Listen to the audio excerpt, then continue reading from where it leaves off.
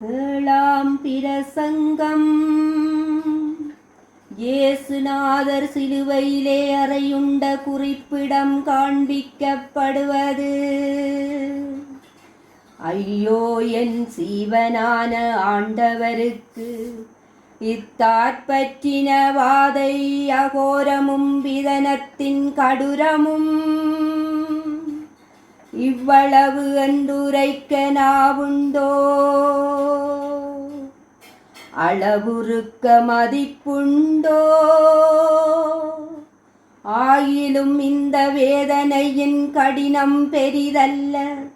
சர்வலோகத்தை உண்டாக்கின தேவாதி தேவராஜன் வஸ்திர ஆபரணமின்றி இத்தனை சபை முன்பாக இருக்கிற இந்த துக்கமும்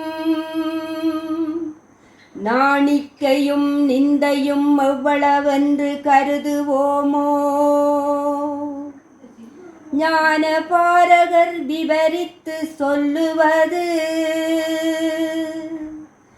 எங்கள் இயேசுநாதர் அனுபவித்த சகல வாதை நிந்தை அவமானங்களிலும் இந்த அவமானத்திற்கு சமானமில்லை என்று சொல்கிறார்கள். ஐயோ பாதக யூதர்களே,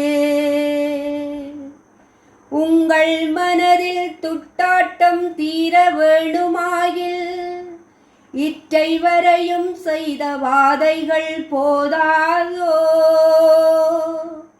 அல்லது வேறு வித வாதைகள் இல்லையோ?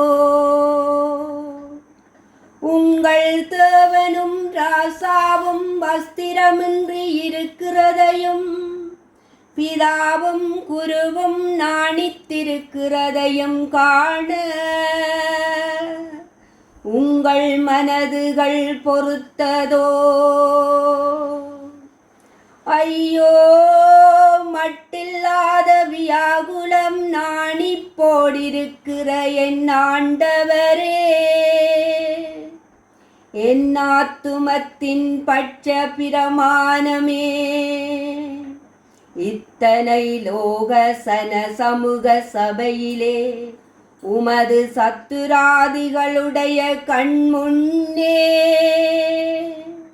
வெகுமான வஸ்திரங்களின்றியே நாணித்திருக்க பொருத்தமானீரோ? சர்வலோகத்துக்கும் அலங்காரம் கொடுத்து சகல மனுஷருக்கும் வெவ்வேறு வித ஆயத்தம் கொடுத்து நீர் இப்போதொரு ஆயத்தமும் இல்லாமல் இருக்கிறீரோ?